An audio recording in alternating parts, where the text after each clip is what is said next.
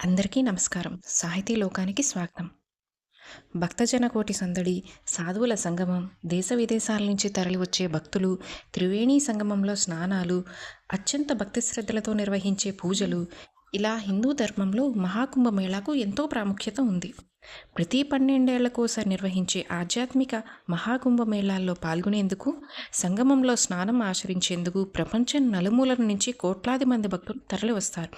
4 ఏళ్లకు ఒకసారి కుంభమేళ, 6 ఏళ్లకు ఒకసారి అర్ధ కుంభమేళ, 12 ఏళ్లకు ఒకసారి పూర్ణ కుంభమేళాని నిర్వహిస్తారు. జ్యోతిష్య శాస్త్ర ప్రకారం సూర్యుడు మకరంలోనికి ప్రవేశించినప్పుడు మహాకుంభం ప్రారంభమవుతుంది. అంటే మకర సంక్రాంతి నుంచి కుంభస్నానం ప్రారంభమవుతుంది. మహాకుంభవేళ సమయంలో పుణ్యతిథుల్లో చేసే స్నానాలను రాజస్నానాలుగా పేర్కొంటారు. వాటిలో వ్యాస పూర్ణిమ, మకర సంక్రాంతి, అమావాస్య, వసంత పంచమి, మాఘ పౌర్ణమి, ఇక ఆఖరిది మహాశివరాత్రి మొదలైనవి.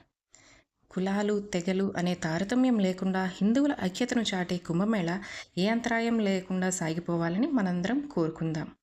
ఇక సెలవు.